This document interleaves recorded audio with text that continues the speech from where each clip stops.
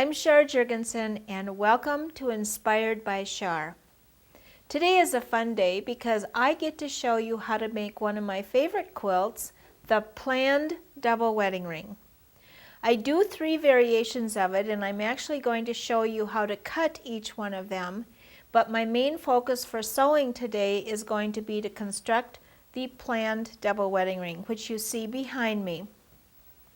This one was cut from hand-dyed fabrics. As you can see, the colors go from light to dark in each of the colorways.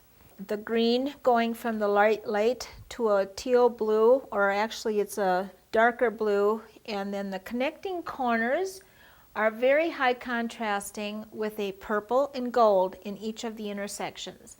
When choosing your colors for the double wedding ring, you want to have high contrasting colors in the corner because that gives you the effect of the intertwining circles.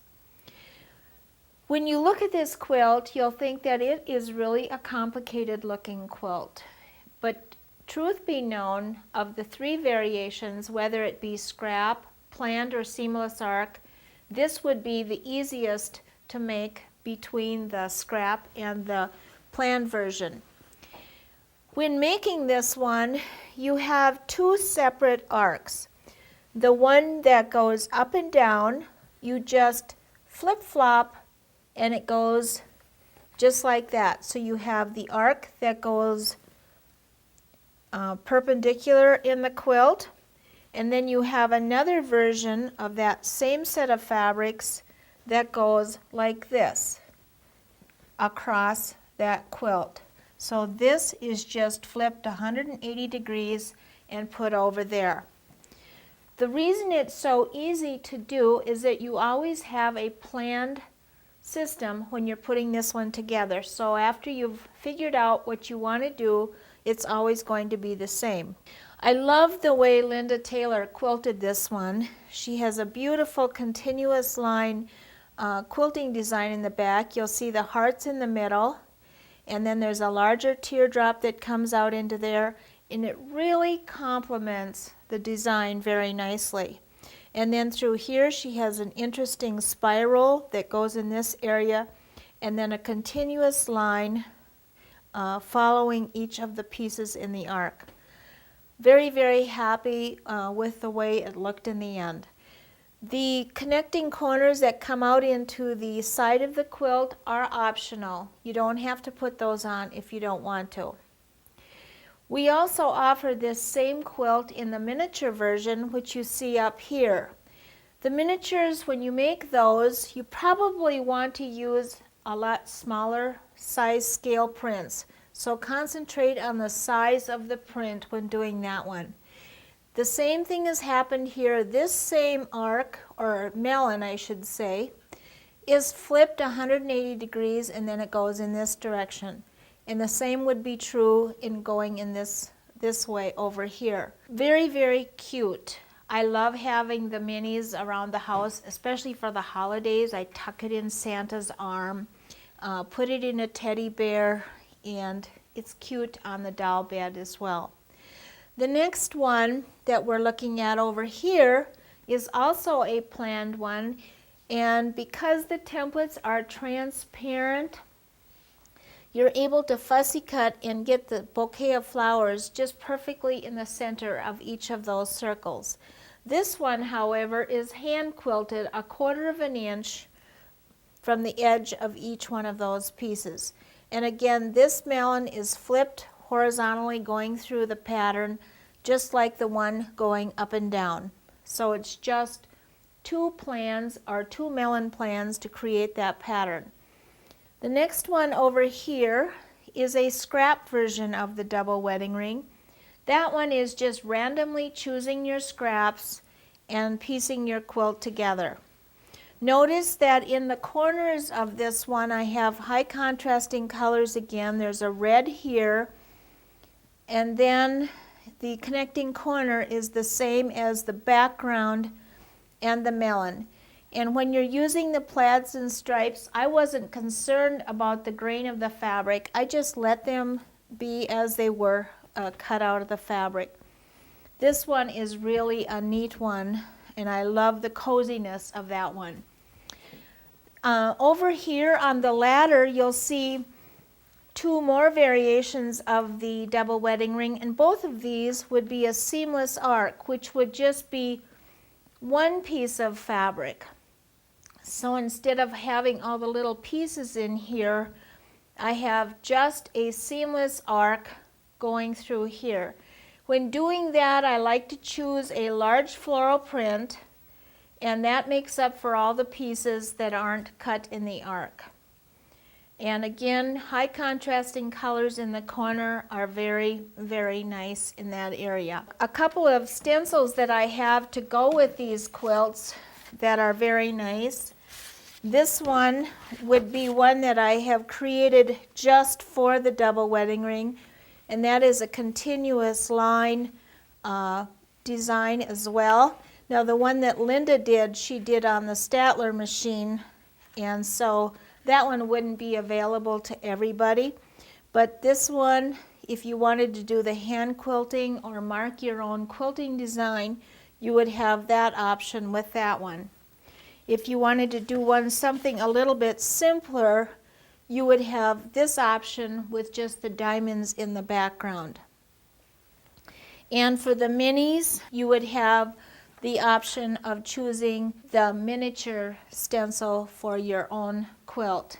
So that's just some of the information about the quilts that we're looking at. And now let's take a look at the tools that we're going to use to cut the double wedding ring. Ahead of me, you will see all of the templates that I will be showing you today. We have templates for cutting all three of those variations, the scrap one, the seamless arc, and the one that we're using today will be this one, which is the planned double wedding ring. Then you have a melon, which goes into this part of the design right here. And we have the end piece for the end of the arc, which we'll be using. We'll be using the little wedges and the connecting corner, which sits right here. And then we'll also be using, of course, the background. And this is the piece that I used for fussy cutting the background on one of the quilts earlier on. With that set of templates, you get a beautiful, beautiful book. And this gives you color illustrations from beginning to end in all three of those variations. It tells you how to cut, how to sew, everything that you wanted to know about piecing your double wedding ring. It shows you real nice illustrations of the back as well as the front. And it's complete with all the yardage charts that you want for all the sizes of beds. All of the templates include the seam allowance, actually the 1/4 inch seam allowance, and because they're transparent, I already told you you can fussy cut if you want to. And everything is labeled with letters, so I tell you which pieces to use for certain parts of the project. And then again, we have put fabric grips on the back sides to keep them from sliding when we do our cutting. And the grips will come in a package like this of 56. I'm going to show you how to cut for the scrap double wedding ring first. And then it'll make more sense when I do the planned version of the wedding ring. So just keep in mind that I'm using up scraps of fabric, and I have made them into a real nice stack so it looks better. But I know your scraps will be all kinds of sizes. Now keep in mind that the seam allowance is included in all of these templates. Another thing about the template, especially this particular shape in the set, when you run your finger through the template, you will feel little highs and little lows in your template.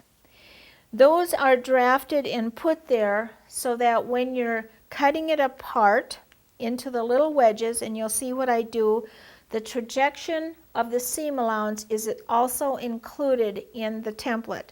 So when you get the templates, just keep that in mind, that you have also got the trajection for your seam allowance after the pieces are cut. I'm going to first cut all 6 layers of fabric on top of each other. So it's very fast to cut out this quilt. And I like to use the smallest rotary cutter because I'm now cutting with curves. Work on the tabletop so you're able to move everything real nicely. And notice how I bifolded everything up on top of the table so I have room to turn. So my first cut I'm going to go backwards, and I'll come back in a little ways and start. And the reason that I do that is I don't want to take the chance of dulling my blade by hitting the corner of the template. Again, backwards and then forwards, backwards and forwards, and the last cut is on the other end. Those grips have kept it from sliding as I cut. Every time you cut one of these, cut the individual pieces before you go on and cut the next piece, because you do not want to disturb the accuracy in that particular arc or of those cut pieces. Now the next thing that I want to do is to cut this into the 6 pieces that will go into the scrap double wedding ring. You have 6 pieces, 1, 2, 3, 4, 5, 6, and then on the end you have the connecting corners. So I'm cutting the middle 6 parts right here. The first piece that you cut off is the end piece. Each time I will get 6 of those. So we have those 6. The next one is the 8 piece, and those are wedges. And it's the wedge that creates the circle of your pattern. If these were anything but, you would not end up with a circle. I have just, in that amount of time, cut 36 pieces. This piece equals the end on the opposite end. Now when I arrange these pieces to sew them together for my scrap double wedding ring, I will just separate out those pieces on my design wall like this, and each time I do this I will drop down to the next row, and each time I will get a different color in that arc. So here we go to the 3rd arc, and when we get to the end of the 6th piece that we cut, we will have our sewing ready for 6 arcs. It couldn't get any faster than that. It's almost like dealing out cards. So now we have this.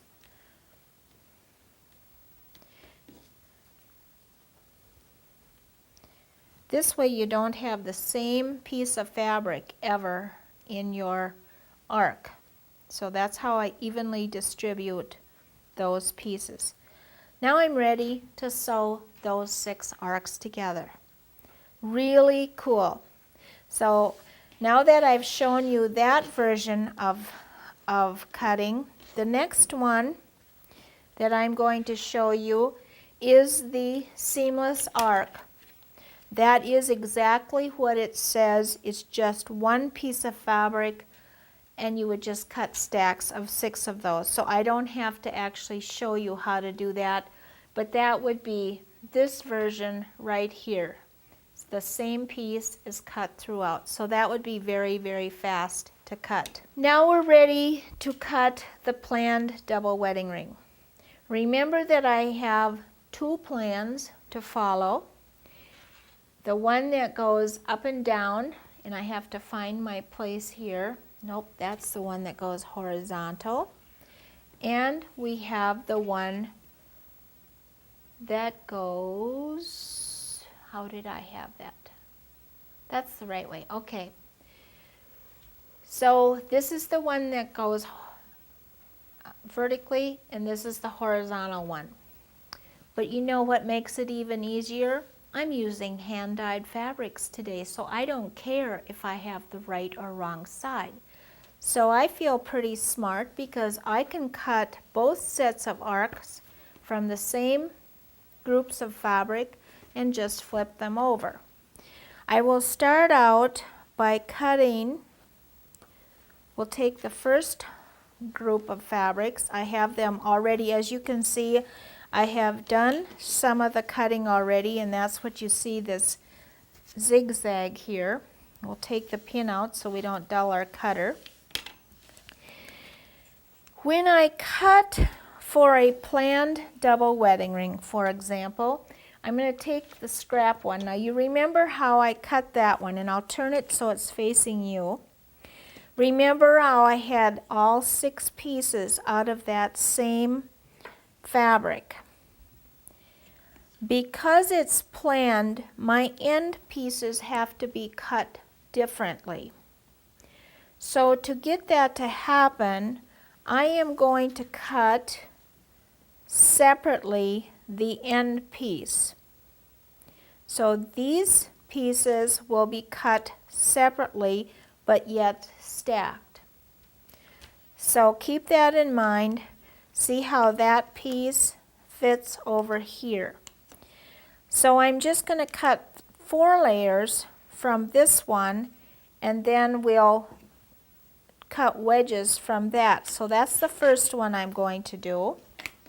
And we'll do that from both color combinations.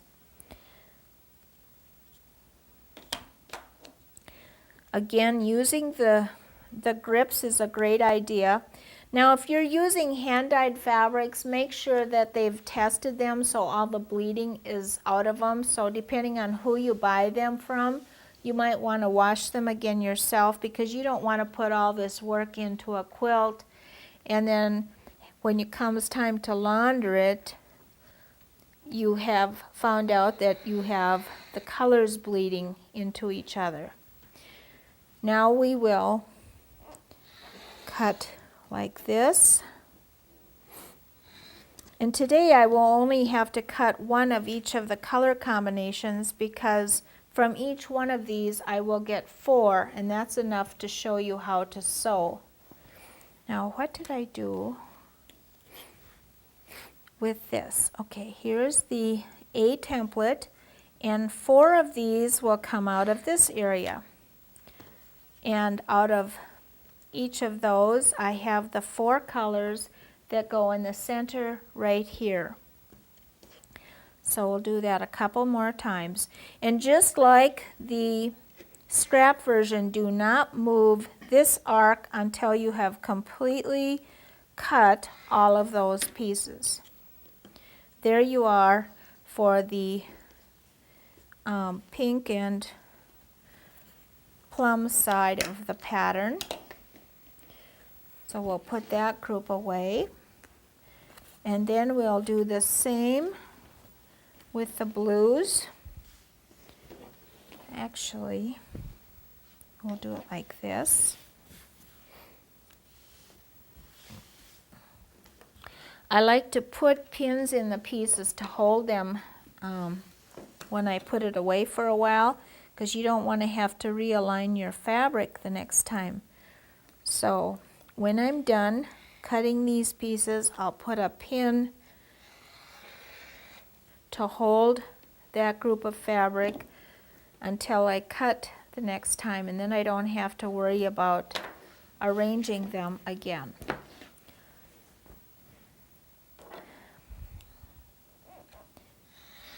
Holding on to the template while you cut around it. Now, without disturbing it, cut each of these into their little sections, each time getting 4.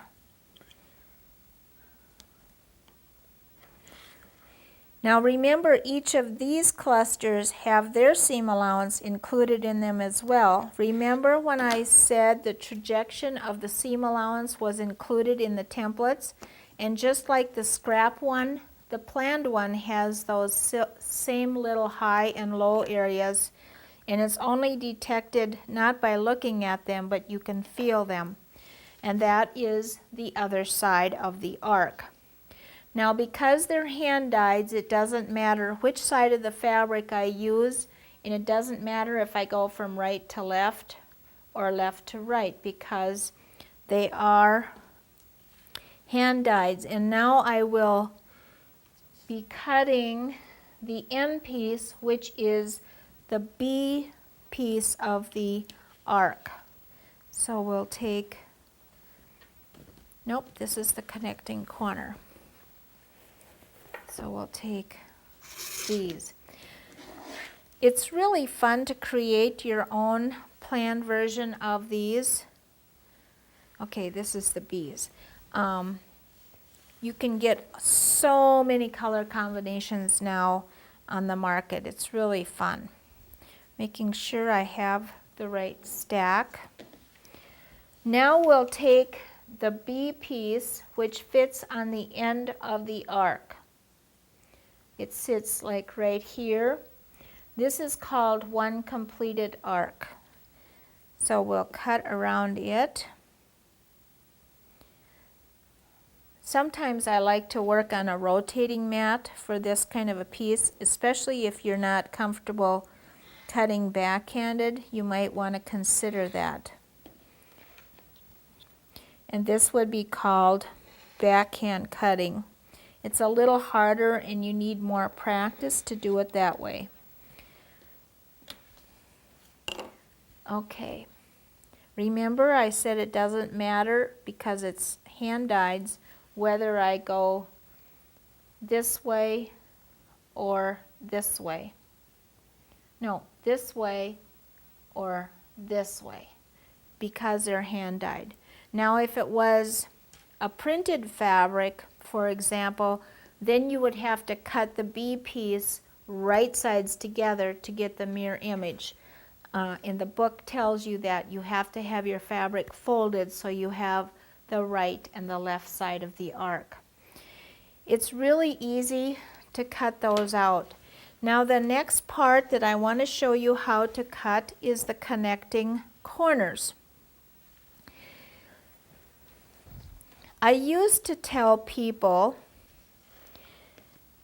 when they were cutting these, I'll lay it the other way so you can see better. I used to tell people that this edge, or the 90-degree angle part of the template, that this should be on the straight of grain. And it was by accident, when I had cut some wrong, that I discovered it's easier to sew them into the quilt if you cut the straight of grain going from the longest point to the 90-degree angle, because of the bias edge and going on this little bit of curve right here. And so I thought, oh, I've cut all these pieces and I'll have to throw them away. But you know what? It turned out to be the best accident. And it's wasteful, however, to cut it this way, because I'll show you why when I'm done here. And I'm going to cut that off right there. I'm going to gently move this so I don't have to cut in front of the camera backwards. But when I put the next piece on, you see I have this little jog here, but I will be able to come and get this one out of here later. It just isn't quite as easy if I cut a strip. You know, I could have cut a strip.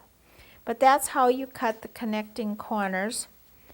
And they fit in the quilt right here. Actually, if you look up here, you'll see it there and here. Then the other thing that we need to still cut is the background piece. And that is the biggest piece. So we have all those pieces cut. The background is this one right here. When you're cutting the background, You're going to start out with a piece of fabric folded in half, selvage to selvage, and match up your selvage edges over here. Then fold it in half again, so you now have 1/4 of that fabric.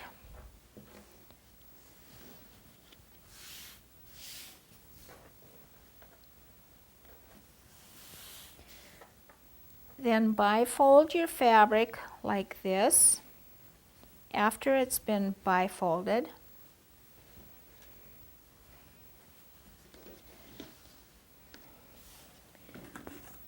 Now place the large template up on top of your board. What I want to show you is that how you can cut this without the fabric hanging all the way off the table. You don't want that dragging behind. Now scoot the template over like that and allow enough room to get the melon that comes out of here, out of this area, because you don't want to waste that.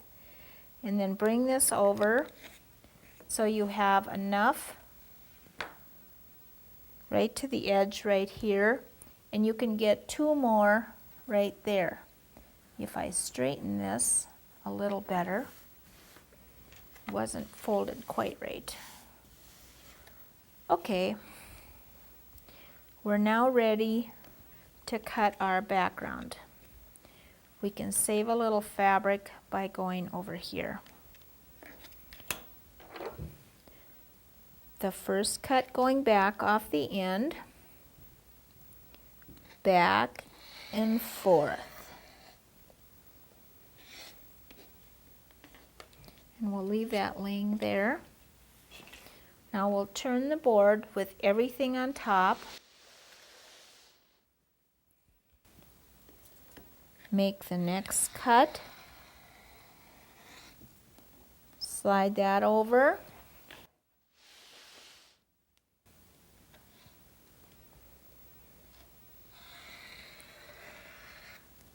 I can't think of a better way to cut this out.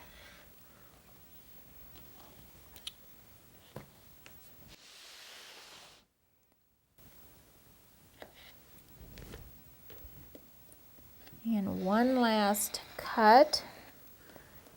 We now have our background cut. Everything perfect.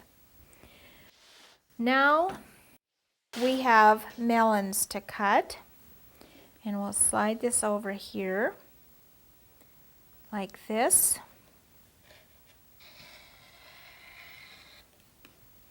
There's our background. Notice how I don't want to disturb that template, so I'm carefully taking the tail of that fabric